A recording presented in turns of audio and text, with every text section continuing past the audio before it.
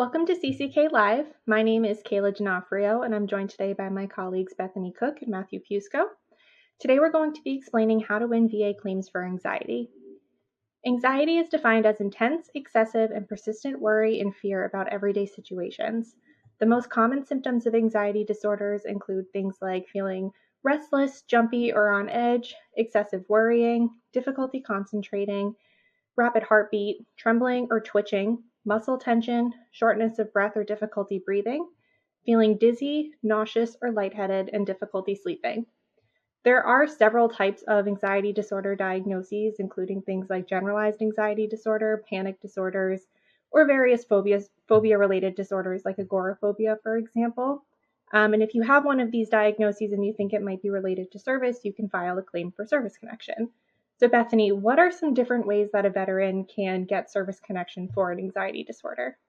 So you can get service connection for an anxiety disorder on either a direct or secondary basis. To establish service connection on a direct basis, that is to establish the anxiety disorder is directly related to your military service, you need three things. So the first thing that you would need is a current diagnosis of an anxiety disorder. That needs to come from a medical professional. It needs to be a medically confirmed diagnosis. And then you also need an in-service occurrence that caused or aggravated the diagnosed anxiety disorder. And then the very last thing you would need is a medical nexus of linking those two things together.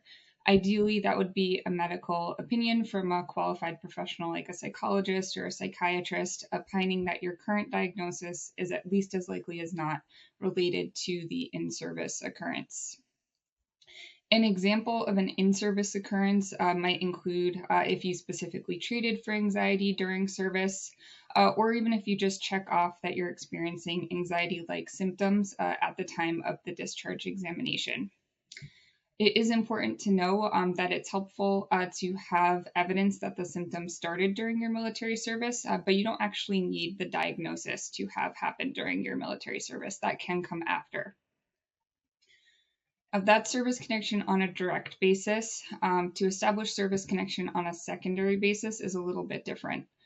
So you can get service connection on a secondary basis if the anxiety was caused or aggravated by an already service-connected condition. So in this case, you would still need three things. You would still need a diagnosis of the anxiety disorder. You'd also need to be service-connected for the condition that caused or aggravated the anxiety disorder. And then you would still need a medical nexus opinion linking those two things together. So for example, a veteran may have a service-connected knee condition that causes significant pain and impedes ability to carry out everyday activities and tasks. That can obviously result in an anxiety disorder. So as a result, that condition, the anxiety disorder, can get service connected on a secondary basis to the knee condition. There would just need to be a medical nexus establishing that link. Thanks, Bethany. And keep in mind, VA does require specific forms when filing claims for service connection. If it's your first time filing a claim for your anxiety disorder, you'll need to use the VA Form 21-526EZ. If you have filed for it before and been denied and it's been more than a year since your last decision, you'll need to file a supplemental claim with new and relevant evidence. And we have a lot of other blog posts and videos that kind of go into more detail about that, but just something to keep in mind if you are interested in filing a claim. Once you file a claim for VA to take action on it, one thing that they're probably going to do is schedule you for a compensation and pension examination. So Matt, can you talk about what a C&P exam is and what a veteran can expect to happen during one for anxiety? Sure. So C&P exams are generally used to establish service connection, and if service connection has already been established, they might be used to determine the severity of the condition in order to assign a rating.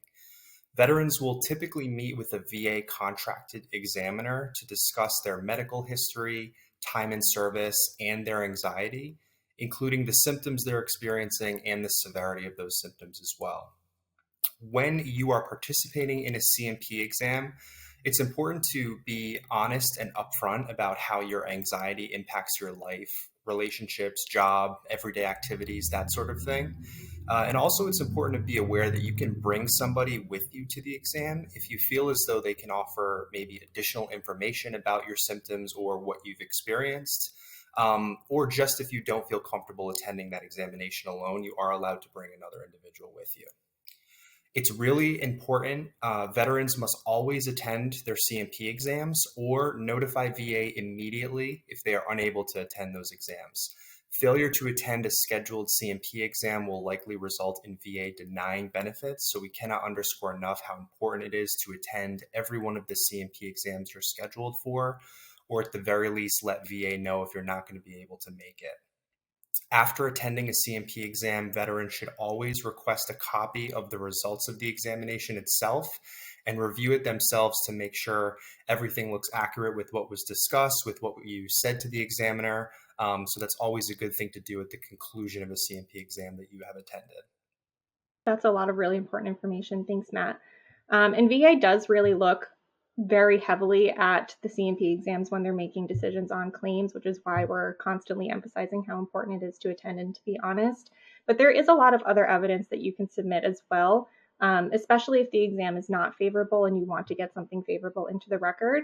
So some examples of things that you might be able to submit in support of your claim include lay evidence or statements from the veteran's friends or their family, or from the veteran themselves to describe the symptoms of the anxiety and how it affects their everyday life.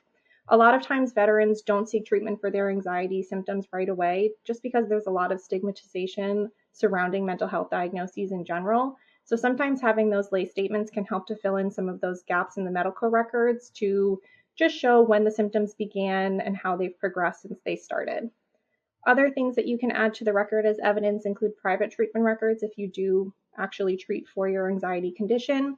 You can also get medical opinions from non-VA doctors or psychologists or psychiatrists to help provide that nexus link that Bethany was talking about earlier, linking your condition to service or to another service-connected disability, or just describing, again, the severity of the symptoms. Employment records can also be helpful, particularly when it comes to rating your anxiety disorders, and I think that transitions nicely into our next topic, which is how VA rates anxiety disorders. So Bethany, can you talk a little bit more about how that rating scale works? Sure. So VA rates anxiety using the regulation 38 CFR 4.130, and that rating criteria contains ratings of 0, 10, 30, 50, 70, or 100%. So these ratings are based on the level of social and occupational impairment that the psychiatric disability causes. So for example, a 0% rating would indicate that the anxiety disorder causes virtually no impairment, whereas a 100% rating states that the anxiety disorder causes total occupational and social impairment. And those other ratings fill in the gaps between those two. So anxiety disorders are categorized by its specific diagnostic code and based on a general formula. So this rating criteria is for all psychiatric disabilities. The diagnostic code 9400 is for a generalized anxiety disorder, whereas there are additional diagnostic codes for other diagnoses, including PTSD, panic disorder, depression, psychotic disorders, etc. That's important to know just because typically if you do have more than one psychiatric disability diagnosed, you're only going to get one rating either way. This is because of pyramiding. So pyramiding is the VA term for rating the same disability or same manifestation twice. VA doesn't do that. So for example, a veteran who has a diagnosis of anxiety might also have a diagnosis of PTSD. And if VA has conceded that both of those conditions are attributed to the veteran's service, the veteran is only going to get one rating for both of them. And that's going to be under the same rating criteria. What VA will just do is they'll just look at all of the symptoms of both diagnoses and pick the rating that best approximates the severity of both of them combined. Overall, VA doesn't consider the number of mental disorders. So a veteran could have a diagnosis of 5 different psychiatric disabilities and still only get a 10% rating if that's what VA determines the severity of those disabilities correlates to. What VA is going to look at is once they see the diagnosis, they're going to look at that rating criteria and assess the severity and impact of each disorder in order to assign a single comprehensive rating for both disabilities. So we have other CCK lives on that rating formula because this rating formula does correlate to every single psychiatric diagnosis that you can get service connected for. Anxiety disorder is just one of many. Great, thanks, Bethany. And what happens if you get a decision, Matt, and let's say it denies service connection or it awards a rating that you think is lower than, the severity that you believe your condition deserves? What are your options from there? Veterans have the right to appeal unfavorable decisions from VA, as we discuss in a number of other videos and blog posts.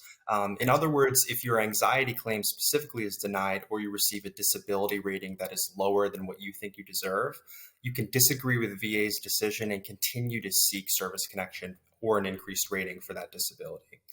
Under the new VA appeals system, veterans can choose from 3 different review options or lanes when filing an appeal. Those 3 lanes are the higher level review lane, the supplemental claim lane, and the notice of disagreement lane, also known as an appeal to the Board of Veterans' Appeals. And continuing to pursue a claim through the appeals process allows veterans to preserve their effective date and might even mean more retroactive benefits in the future. So again, we have a lot of other videos and blog posts on those 3 lanes, but just to touch on them briefly, those are your main options if you disagree with the decision from the VA. Thanks, Matt. And as always, if you're not sure which lane is the most appropriate, it's always a good idea to reach out for help through a veteran service organization or an accredited representative or attorney. They can always guide you in the right direction and sort of let you know what appeal option might be best for where you are currently. But I think that's a good place for us to wrap up today. Thank you both, Bethany and Matt, for all of the helpful information. As always, you can check out our other YouTube videos or visit our blogs for more information. And thank you for joining us today.